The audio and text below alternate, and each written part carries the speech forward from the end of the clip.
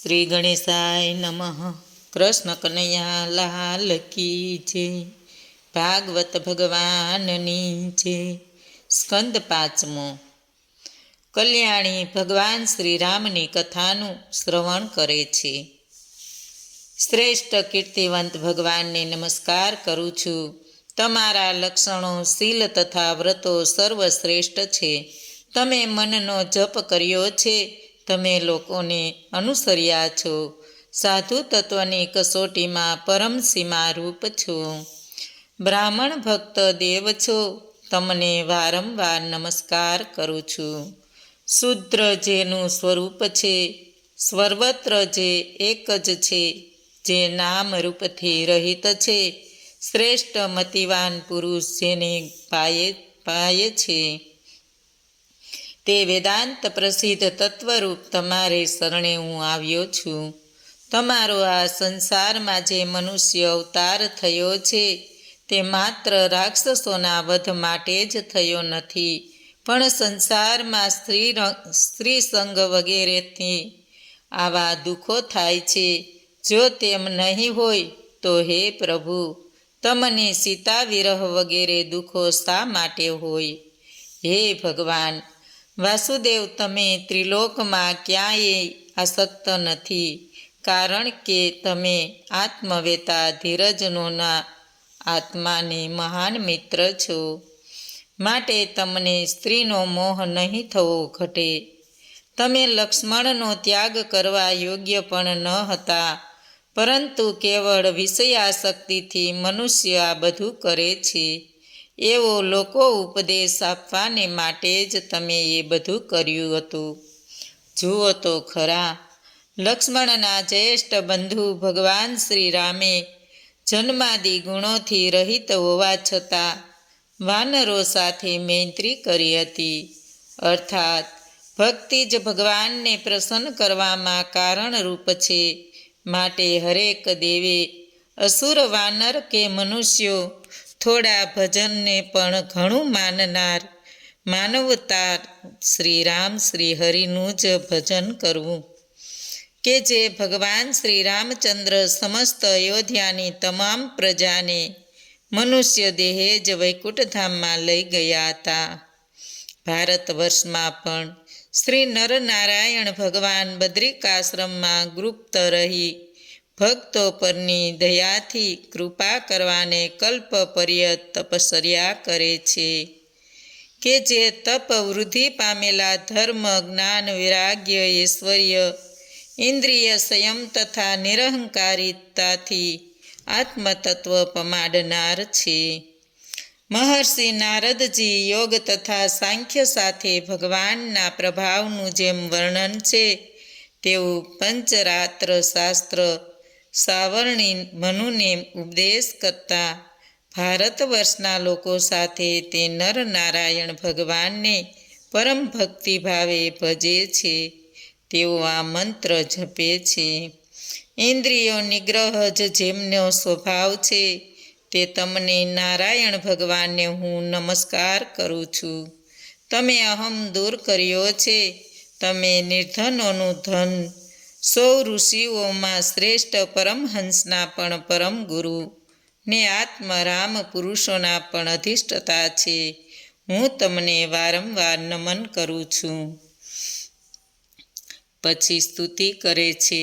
આ સૃષ્ટિ આદિના તમે કરતા છો, છતાં કરતાપણાના અહમથી બંધાતા નથી. તમે દરેકના દેહમાં રહેલા છો, છતાં તમે શરીરના ધર્મ, ભૂખ, તરસ આદિને તમે વંશ નથી. સૌના દ્રષ્ટા છો, છતાં તમારી દ્રષ્ટિ વિકાર પામતી નથી. આમ અનાસક્ત દેહાદિથી નોખાને સૌના સાક્ષી તમને હું નમસ્કાર કરું છું. હે યોગેશ્વર, યોગ વિદ્યાની આ જ નિર્પુણતા ભગવાન બ્રહ્મદેવે કહી છે, કે હરેક માનવીએ જન્મથી માંડી ભક્તિ કરી મરણ વેળા તમે નિર્ગુણ વિશે મન સ્થાપ્યું અને દુષ્ટ દેહાભિમાન તજવું, જેમ આલોક તથા પરલોકની કામનાઓમાં રત રહેનારા મૂર્ખ મનુષ્ય પુત્ર, સ્ત્રી અને ધનની ચિંતા કરતો નિંદ દેહના નાશથી ભયગ્રસ્ત બને છે. તેમ જે વિદ્વાન હોવા છતાં દુષ્ટ દેહનાશથી ડરે છે, તેને ગમે તેટલું શાસ્ત્ર શ્રવણ કર્યું હોય તો પણ તે વ્યર્થ નીવડે છે. માટે હે પ્રભુ, મારા વિશે જ સહજ ભક્તિરૂપ યોગ અમને આપો, કે જેથી અમે તમારી માયાથી ઉપજેલા અમારા આ દુષ્ટ શરીર પરની દુભેદ અહંતા મમતાનો જલ્દી નાશ કરીએ. આ ભારત વર્ષમાં એ ઈલાવૃતની પેઠે હજારો પર્વતો તથા નદીઓ છે.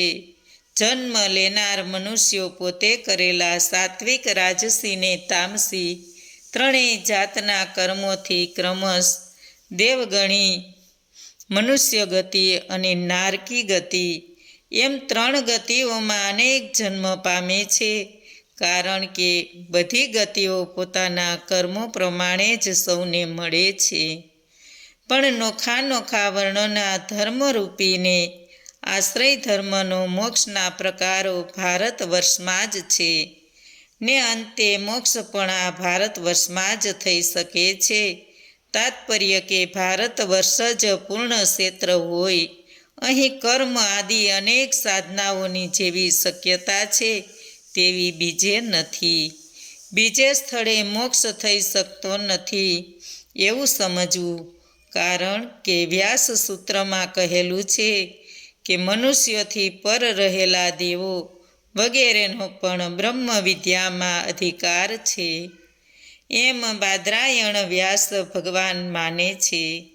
કારણ સામર્થ્ય વગર અધિકાર દેવોમાં છે.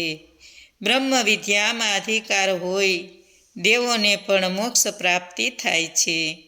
શ્રી વિષ્ણુ પુરાણમાં કહે છે, સત્ય, તેત્રા, દ્વાપર ને કલી એ ચતુર્યુગો ભારત વર્ષમાં જ છે, અન્યત્ર નથી. બીજે તો તેત્રાયુગ જ છે. વાસુદેવ ભગવાન વિશે નિષ્કામ ભક્તિ યોગ થવો એ જ મોક્ષનું લક્ષણ છે. દેવતાઓ પણ ભારત વર્ષનું મહાત્મય ગાય છે. તેઓ ભારત વર્ષમાં માનવીઓને કયા પુણ્યો કર્યા હશે, શ્રી હરિ પણ તેમના પર પ્રસન્ન થયા હશે કે જે આ ભારત વર્ષના મનુષ્યોના જન્મ પામ્યા છે. જે મનુષ્ય જન્મ વિષ્ણુની સેવામાં ઉપયોગી હોય તે માટે અમને પણ ઝંખના છે. આપણે યજ્ઞો, તપ, દાન વગેરેથી આ સ્વર્ગનો અધિકાર પ્રાપ્ત કર્યો, પણ તેથી શું? કેમ કે સ્વર્ગમાં શ્રી નારાયણના ચરણનું સ્મરણ નથી, બલકે ઇન્દ્રિયોના અતિશય ભોગોને કારણે શ્રી નારાયણ સ્મરણ વિસરી જવાય છે. માટે સ્વર્ગને બદલે છણના આયુષવાળા મનુષ્યોને ભારત ભૂમિમાં જવું ઉત્તમ છે. કારણ કે માનવ જન્મથી ક્ષણભર પણ કરેલા કર્મો ભગવાન શ્રી હરિને સમર્પણ કરીને મનુષ્યો શ્રી હરિનું અભયપદ સારી રીતે મેળવે છે. જ્યાં ભગવાનની કથારૂપી અમૃતની નદી વહેતી નથી, જ્યાં ભગવદ્ ભક્તો નથી, જ્યાં ભગવાનની પૂજા નથી, તે સ્થળ બ્રહ્મલોક હોય તો એ તે સેવું નહીં. જે આ ભારત ભૂમિ ઉપર જ્ઞાન માટેની ક્રિયાઓ તે ક્રિયાઓના સાધન દ્રવ્યોથી ભરપૂર એવા માનવ જન્મ પામ્યા છતાં મોક્ષ માટે પ્રયાસો કરતા નથી અને પુનઃ સંસારનું બંધન પામે છે. પ્રાર્થના કરવાની ભગવાન ઇષ્ટ આપે છે તેમ સાચું, પણ મોક્ષ તો આપતા જ નથી. કારણ સકામ મનુષ્ય એકવાર આપ્યા બાદ બીજી વખત પણ માગતા તત્પર રહે છે. નિષ્કામ ભક્તો કંઈ ઈચ્છા વિના ભજન કરે છે, તેમને તો ભગવાન સ્વયં સઘળી કામનાઓ પૂર્ણ કરનાર મોક્ષ આપે છે, અર્પે છે. કંઈ યજ્ઞો, શાસ્ત્ર અભ્યાસ, બીજા કોઈ કર્મનું પુણ્ય બાકી રહ્યું હોય તો તે પુણ્યથી અમારો જન્મ ભારત વર્ષમાં થાવો તથા અમને ભગવાનનું સ્મરણ રહો, કારણ કે ભારતના જન્મની ભજન કરનાર માનવીઓનું શ્રી હરિ કલ્યાણ જ કરે છે. તેથી જ તો દેવો પુણ્ય સંચય કરવા માટે ભારત ભૂમિમાં જન્મ લેવા ઈચ્છે છે, કે જે પુણ્ય અક્ષય હોય છે.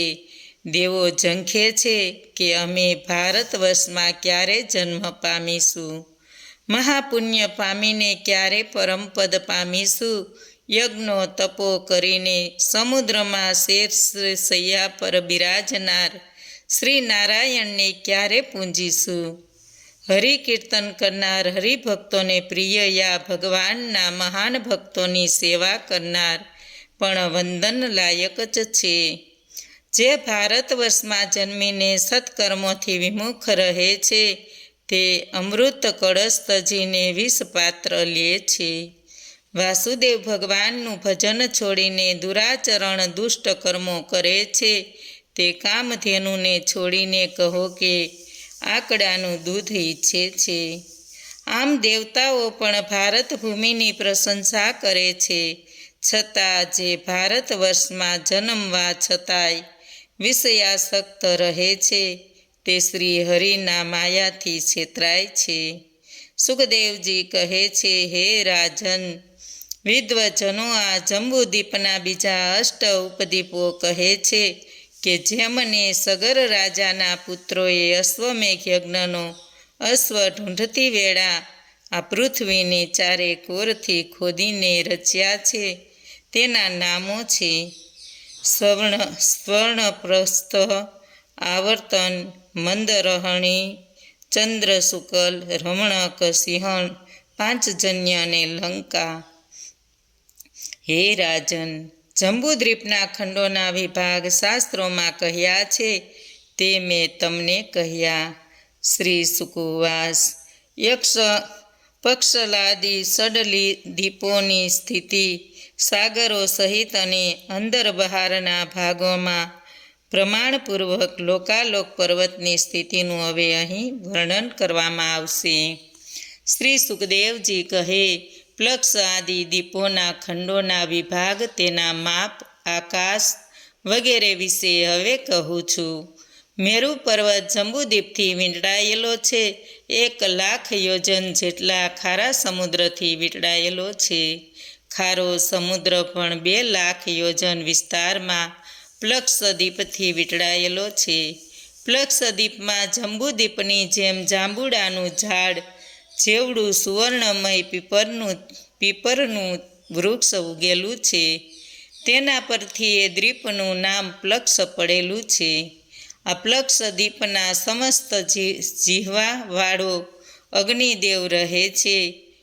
એનો અધિપતિ પ્રિયવ્રત રાજાનો પુત્ર ઇદ્મજીત હતો. તેણે આ દ્વીપના 7 ખંડો પાડીને પુત્રોના નામ આપીને તે પુત્રોને વેચી આપ્યા હતા. પછી તે સંસારથી આત્મયોગ દ્વારા વિરામ પામ્યો હતો. એ દ્વીપના 7 ખંડોના નામ છે શિવ, પવસ, સુભદ્ર, શાંત, શ્રેમ, અમૃત અને અભય. તેમ 7 પર્વતો તથા નદીઓ 7 છે, જેના નામ છે મણિકૂટ, વજ્રકૂટ, ઇન્દ્રસેન, જ્યોતિષ્યમાન, સુપર્ણ, હિરણ્યદીપ અને મેઘમાલ. આ 7 પર્વતો મર્યાદાના પર્વતો છે. 7 મહાનદીઓના નામ છે અરુણા, તૃષ્ણા, અંગિરીસી, સાવિત્રી, સુપ્રભાતા, ઋતંભરા અને સત્યંભરા. આ નદીઓના જળનો સ્પર્શ થતાં જ જેના રજોગુણ તથા તમોગુણનો નાશ થયો છે, તેવા હંસ, પતંગ, ઉદ્વાયન તથા સત્યાંગ નામના ચતુર્વર્ણ 1000 વર્ષના આયુષ્યવાળા લોકો વસવાટ કરે છે. તે લોકો સંત જેવા દેખાય છે. તે બધા 3 વેદ અને સૂર્યનારાયણ ભગવાનની વેદ વિદ્યાથી ઉપાસના કરે છે અને આ મંત્ર જપે છે. જે શ્રી વિષ્ણુનું સ્વરૂપ છે, તે સૂર્ય ભગવાનને શરણે અમે જઈએ છીએ. સૂર્યદેવ વર્તમાન કાળના આચરણ કરતા ને ધર્મશાસ્ત્રથી પ્રમાણ એવા ધર્મના બ્રહ્મજ્ઞાન કરવાનાર વેદના તથા શુભ અશુભ ફળ અધિષ્ઠતા છે. પ્લક્ષાદી પંચદીપોના બધા લોકોનું આયુ, ઇન્દ્રિયો, શારીરિક બળ, મનોબળ, ઇન્દ્રિય બળ, મતિ, પરાક્રમ તથા સ્વાભાવિક સિદ્ધિ સમાન હોય છે. જેમ પ્લક્ષદીપ પોતાના જેવડા શેરડીના રસ સાગરથી વીંટળાયેલો છે, તે સાચો શેરડીનો રસ નહીં હોય પણ શેરડીના રસ જેવા મધુર જળવાળો હશે, તેમ તેના કરતાં બમણા પ્રમાણે એટલે 4 લાખ યોજનનો સાલ્મદીપ પણ પોતાના જેટલા વિસ્તારમાં મદિરાના સમુદ્રથી ચા તરફ વીંટળાયેલો છે. મદિરાનો સમુદ્ર એટલે મદિરા સમાન સ્વાદવાળા માદક જળનો સમુદ્ર હોવો જોઈએ. પ્લક્ષદ્વીપમાં પીપરના ઝાડ જેટલું જ લાંબુ પહોળું જાડું સીમળાનું વૃક્ષ છે. તેમાં પક્ષીરાજ ગરુડનો નિવાસ છે. એ વૃક્ષ પરથી એ દીપનું નામ સાલ્મદીપ નામ પડ્યું છે. આ દીપનો અધિપતિ પ્રિયવ્રત રાજાનો પુત્ર યજ્ઞબાહુ હતો. તેણે પોતાના દીપના 7 ખંડો કરીને 7 પુત્રોને વેચ્યા હતા. તેના નામ છે સુરોચન, સૌમ્યસ્ય, રમણક, દેવવર્ષ, પારિભદ્ર, આપ્યાયન અને અવિજ્ઞાત. એ ખંડોના 7 પર્વતો તથા નદીઓ છે. પર્વતો સતસુંગ, સ્વરસ, કુંદ, વામદેવ, મુકુંદ, પુષ્પવર્ષ અને સહસ્ત્રાશ્રુતિ છે. ને નદીઓની સિનયવાલી, સરસ્વતી, અનુમતિ, કૃહુ, રજની, નંદા તથા રાકા છે. તે ખંડોના 4 વર્ણના લોકો રહે છે. સૂતધર, વંશુધર, વિયધર તથા ઈંસધર તરીકે ઓળખાય છે. તે બધા વેદમય ભગવાન ચંદ્રરૂપ પરમાત્માની વેદ મંત્રોની પૂજા કરે છે. તે સૌ આ મંત્ર જપે છે. કૃષ્ણ અને શુક્લ પક્ષના પોતાના કિરણો વડે પિતૃઓ અને દેવોને જે અન્ન વેચે છે, તે સઘળા પ્રજાઓના રાજા ચંદ્ર અમારા પર કૃપા કરો. મદિરાના સમુદ્ર બહાર તેનાથી બમણા વિસ્તારનો એટલે કે 8 લાખ યોજન વિસ્તારનો ઘીનો સમુદ્રથી વીંટળાયેલો કુશદ્વીપ છે. ઘીનો સમુદ્ર એટલે ઘી જેવું ઘટ જળનો સમુદ્ર. તેમાં પરમાત્માના ઉગાવેલું દર્ભનું થુંબડું છે. તેના પરથી જ એ કુશલદીપ કહેવાય છે. એ થુંબડું જાણે બીજા અગ્નિ જેવું હોય, પોતાના તેજથી દિશાઓ પ્રકાશિત કરે છે. હે રાજન, એ દીપનો અધિપતિ પણ પ્રિયવ્રત રાજાનો પુત્ર હિરણ્યરેયત હતો. તેણે એ દીપના 7 ખંડો પાડીને પોતાના 7 પુત્રો વસુ, વસુદાન, દ્રઢ ઋષિ, નાભિગુપ્ત, સ્તુત્યવ્રત, વિવેકત અને વામનદેવને વેચી દઈને પોતે તપ કર્યું હતું. તે ખંડોના 7 પર્વતો અને 7 નદીઓ છે. પર્વતો સત્તુશુંગ, ચક્ર, કપિલ, ચિત્રકૂટ, દેવાનિક, ઉદ્વરોમા તથા દ્રવિણ. અને નદીઓ મધુકુલ્યા, રસકુલ્યા, મિત્રવિંદા, શ્રુતવિંદા, દેવગર્ભા, ધૃતસ્યુતા તથા મંત્રમાળા છે. એ નદીઓના જળથી કુશ દીપમાં નિવાસ કરનાર કૌધિક, કુશલ, અભિયુક્ત અને કુલક નામે ચતુર્વર્ણના લોકો ભગવાન અગ્નિ સ્વરૂપે ઈશ્વરનું કુશળતાથી પૂજન અર્ચન કરે છે. તેઓ આ મંત્ર જપે છે. હે અગ્નિ ભગવાન, તમે સાક્ષાત પરબ્રહ્મને હવિષ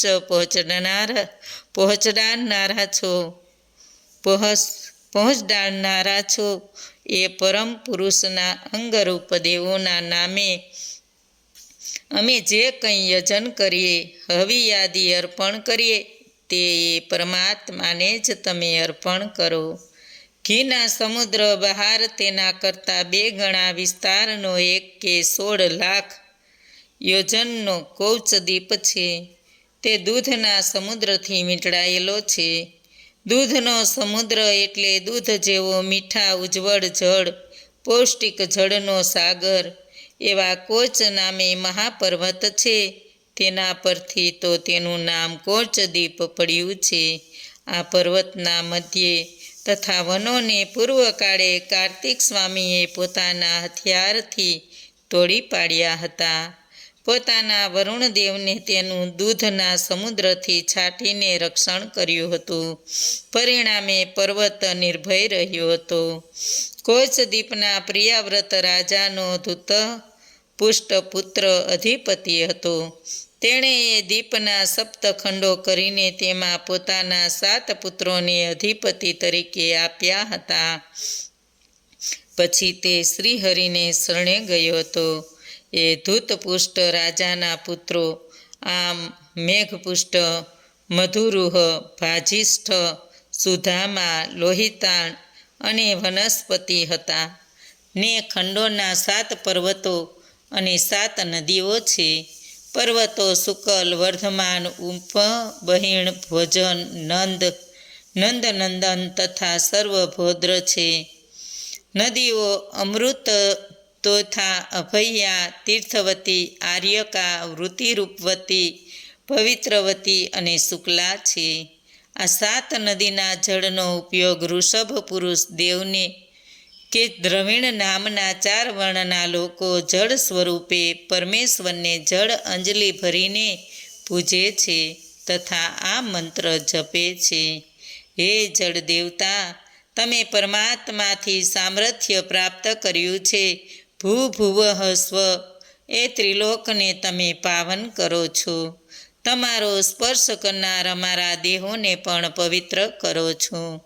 કેમ કે તમે સ્વસ્વરૂપથી જ સૌના પાપોનો નાશ કરનાર છો. દૂધના સાગર બહાર ચારેકોર શાકદીપ છે. તે 32 લાખ જોજનનો છે. તે પોતાના જેટલા વિસ્તારના દહીં રસના સમુદ્રથી વીંટળાયેલા છે. દહીંના રસનો સમુદ્ર એટલે દહીં જેવું ખાટું, ધોળું તથા ઘટ જળ છે. તેવો સાગર આ દીપમાં શાક નામનું મહાવૃક્ષ છે. એ વૃક્ષના પાન અંદરથી સખત સ્પર્શવાળા અને બહારથી કુમળા સ્પર્શવાળા હોય તેને શાક વૃક્ષ કહેવામાં આવે છે. એ શાક વૃક્ષ અત્યંત સુગંધીવાળું હોય સમગ્ર દીપને સુગંધીદાર બનાવે છે. એ ખંડનો અધિપતિ પણ પ્રિયવ્રત રાજાનો પુત્ર મેઘાતિથિ હતો ને તેણે પણ એ ખંડના 7 વિભાગો કરીને 7 પુત્રો પુરોજવ, મનોજવ, પૌમાન, ધ્રુમાનિક, ચિત્રરેફ, બ્રહુરૂપ તથા વિશ્વધાર ને રાજાઓ અધિપતિ બનાવ્યા હતા. પછી તે ભગવાનમાં બુદ્ધિ સ્થાપીને તપ કરવાને વનમાં ગયો હતો. એ ખંડોમાં 7 પર્વતો હતા. 7 નદીઓ છે. પર્વતો ઉરુશુંગ, ઈશાન, બલભદ્ર, સતકેસર, સહસ્ત્ર, સ્તોત્ર, દેવપાલ તથા મહાનસ છે. નદીઓ અનધા, આયુધા, ઉભયસ્પુષ્ટિ, અપરાજિતા, પંચપદી, સહસ્ત્રસ્તુતિ તથા નિજધૃતિ છે. એ ખંડના લોકો ઋત્વત્ર, સત્યવત, દાનવ્રત તથા અનાવ્રત નામની 4 વર્ણના હોય. પ્રાણાયામ વડે રજોગુણ તથા તમોગુણનો નાશ કરનાર છે. વાયુ સ્વરૂપ ભગવાનની ઉપાસના કરતા તે બધા આ મંત્ર જપે છે. જે પરમાત્મા પ્રમાણાદી વૃત્તિઓથી પ્રાણીઓમાં પ્રવેશ કરીને તેમની રક્ષા કરે છે અને આ અખિલ વિશ્વ જેમને વંશ છે તે અંતર્યામી સાક્ષાત પરમેશ્વરને અમારી રક્ષા કરો. દહીંના રસ સાગર બહાર તેનાથી 2 ગણા વિસ્તારનો 64 લાખ યોજનનો પુષ્કર દીપ છે. તેની 4 તરફ સ્વાદિષ્ટ જળભર્યો મહાસાગર છે. એ દીપમાં અગ્નિશિખા જેવી લાખો પાંખડીવાળું મોટું પદ્મકમળ છે. જે ભગવાન બ્રહ્માજીનું આસન છે. એ દીપની મધ્યે માનસરોવર પર્વત છે. તેની ઊંચાઈ પહોળાઈ 10,000 યોજનની છે. તેની ચારેય તરફ ઇન્દ્ર વગેરે 4 લોકપાલો નગરો છે. તેના પર મેરુના આસપાસ ભમતા સૂર્યરથનું સંવત્સર રૂપ ચક્ર ઉત્તરાયણની દક્ષિણાયન રૂપ ફરે છે. એ દીપનો અધિપતિ પ્રિયવ્રત રાજાનો પુત્ર વિહિવોત્ર હતો, જેમણે રમણક તથા ધાત્રીની નામના 2 પુત્રોને એ દીપના 2 વિભાગ પાડીને તેના રાજા બનાવ્યા હતા. પછી પોતે ભગવત કર્મમાં રત થયો હતો.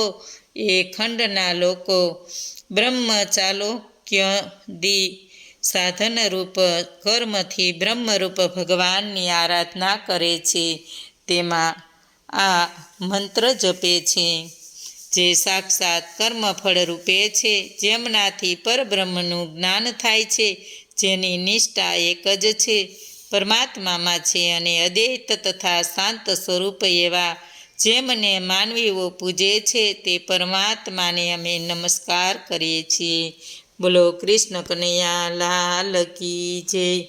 ભાગવત ભગવાનની જય. આજનું ભાવપુષ્પ શ્રી કૃષ્ણ અર્પણમ.